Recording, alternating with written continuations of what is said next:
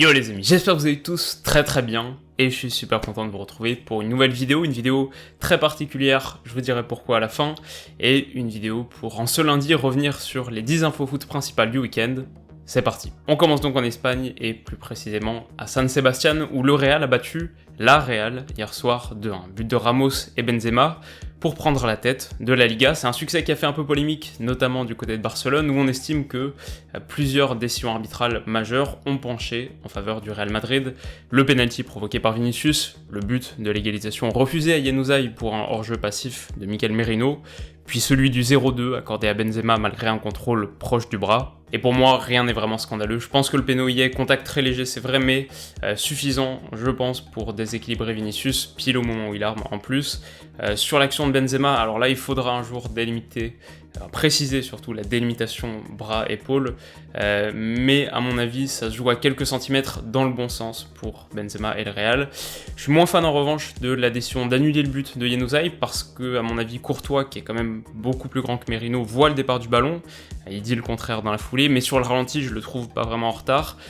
Ça l'empêche pas en plus d'être largement battu parce qu'il y a une très belle frappe, soudaine et puissante. D'ailleurs, il réagit pas dans un premier temps auprès de l'arbitre, pas de manifestation évidente de mécontentement, il a simplement encaissé le but. Donc voilà, après les règles sont les règles, je comprends que ce hors-jeu sifflé soit une application de la règle, et donc à nouveau, c'est pour ça qu'il n'y a rien de vraiment scandaleux. Simplement, je pense que je suis pas vraiment d'accord avec l'esprit de la règle, à mon avis il est très loin du ballon. De manière générale, je trouve qu'il y a beaucoup de hors-jeux passifs qui sont sifflés ces derniers temps, qui me chagrinent un peu. Donc voilà, en tout cas, au-delà des polémiques, l'info importante, c'est que le Real Madrid profite du faux pas du Barça contre Séville, 0-0, pour prendre la tête de la Liga, 65 points chacun, mais avantage Madrid sur la différence de but particulière. Je dirais avantage Madrid aussi niveau du calendrier, donc il reste 8 journées. Sur les deux prochaines, ils vont affronter respectivement Majorque et l'Espagnol Barcelone, respectivement 18e et 20e, et ils vont finir par Leganés, 19e.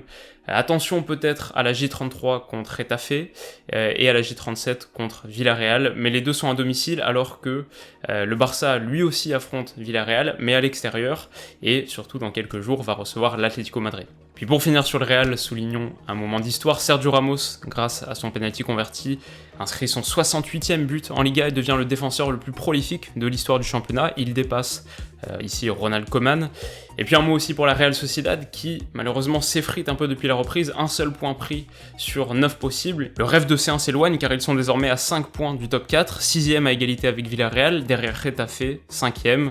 A signaler également un match assez décevant de Martin Odegaard qui devrait prolonger son prêt à la Real une saison supplémentaire selon AS. La grosse surprise au PSG qu'on a appris hier soir et qui devrait rythmer les prochains jours, c'est la potentielle prolongation de Layvin Kurzawa. Il arrivait en fin de contrat dans quelques jours, fin juin, et s'attendait apparemment pas du tout à une offre, peut-être encore moins celle d'une prolongation de 4 ans alors qu'il en a déjà 27, et surtout au vu de sa saison fragmentée. Alors comment interpréter cette offre ? Elle trahit à mes yeux déjà une situation assez compliquée à négocier du côté du PSG, une posture pas évidente à tenir, le PSG qui va déjà perdre Cavani et Meunier dans les prochains jours, les deux ont refusé une extension de contrat de 2 mois pour jouer la Ligue des Champions. Ça pose un peu la question du dossier Alex Telles aussi, qui reste en suspens. Après, il s'agirait peut-être de seulement prolonger Kurzawa pour en tirer une indemnité de transfert dès cet été, à voir. En tout cas, ce qui est certain, c'est que les agents de Kurzawa ont répliqué avec une contre-proposition et demandent un salaire doublé. Ça nous offre une situation assez cocasse. Pourquoi beIN n'a pas diffusé la Serie A ? C'est la une numérique de l'équipe ce matin qui revient sur les raisons pour lesquelles la reprise du championnat italien n'a pas été télévisée.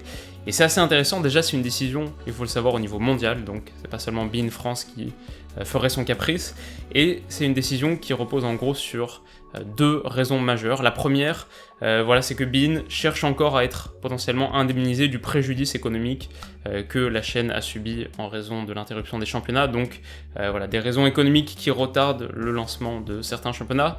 La deuxième, peut-être la plus notable, et d'ailleurs on en a un peu entendu parler récemment, cette semaine je dirais, avec la question du rachat de Newcastle, c'est un conflit avec l'Arabie Saoudite. En fait, il existe un diffuseur pirate saoudien, BeOutQ, dont le nom et le logo sont assez éloquents.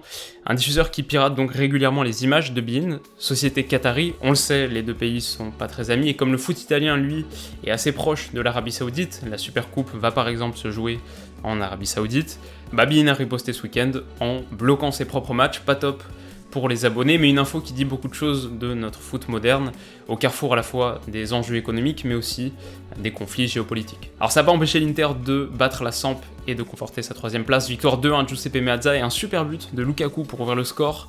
Construction typique Conte et une projection qui combine à la fois intelligence collective et finesse technique, notamment chez Eriksen ou Lautaro Martinez. Lautaro Martinez, lui, va d'ailleurs marquer le 2e, et encore un mouvement très sympa. Personnellement, je suis vraiment séduit par cet Inter, c'est extrêmement joueur. Alors pas encore ultra mature, ça souffre par moments, et puis quelques pertes de balles dangereuses en tentant de reconstruire depuis l'arrière, mais voilà, globalement ça monte en puissance, à la fois au niveau des résultats, mais même le projet collectif monte en puissance. Pourquoi pas un favori au titre en 2020-2021, surtout si la Juve continue à être aussi poussive. Et puis bien sûr, retour de la Serie A, c'est également le retour de l'Atalanta, le petit plaisir de la saison qui poursuit sur sa lancée en balayant Sassuolo 4-1. Ilicic absent, mais un doublé de Zapata et encore une performance offensive de très haut rang. 9e fois cette saison déjà qu'ils marquent 4 buts ou plus, 15e fois qu'ils en marquent 3 ou plus.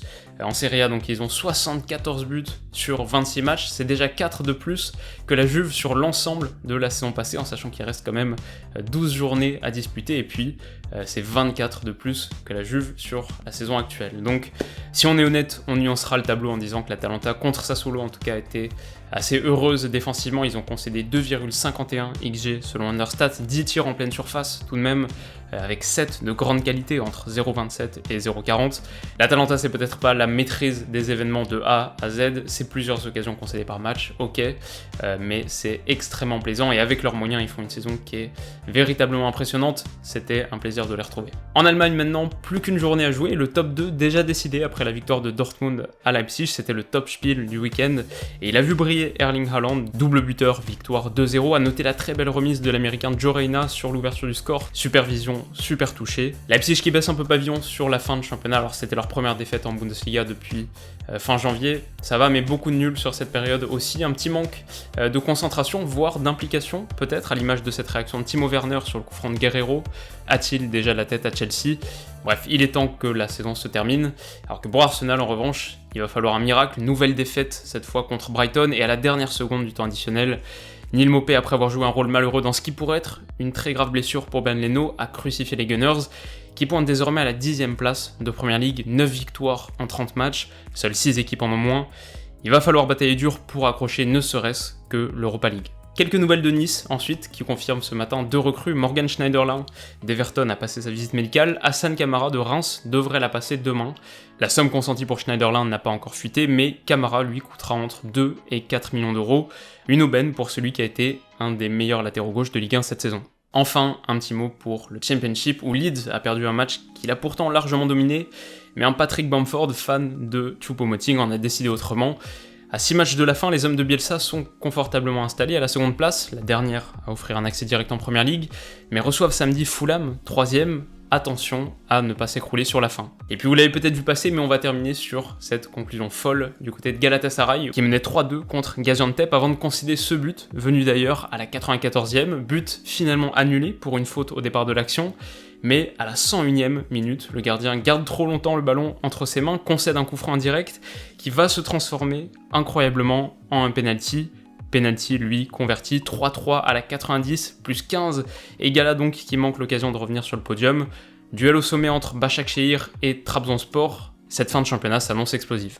Pour finir, la séquence prono avec mon partenaire BetClick, là j'ai choisi 2 rencontres, et la première c'est celle qui oppose Leicester à Brighton, demain soir, où je vois les locaux l'emporter. Alors Brighton, c'est vrai, c'est offert un vrai bol d'air par rapport à la zone rouge en battant Arsenal, mais ça leur a coûté déjà beaucoup de force physique, beaucoup d'énergie, et puis ça leur offre un peu de répit mental que Leicester peut-être pourra exploiter. Donc Leicester déjà est une équipe bien plus performante, confortablement installée à la 3ème place. Leicester surtout va recevoir sur la fin de championnat Arsenal, Chelsea, Sheffield United, Tottenham et Manchester United. Donc sur les 8 dernières journées, ça fait un programme quand même très chargé. Ils vont vouloir faire le plein contre Brighton, et c'est pour ça qu'à 1,70, je trouve que c'est un pari raisonnablement intéressant. Le deuxième match, lui, est mercredi soir, le lendemain, et c'est peut-être le plus beau match de la semaine, Atalanta-Lazio.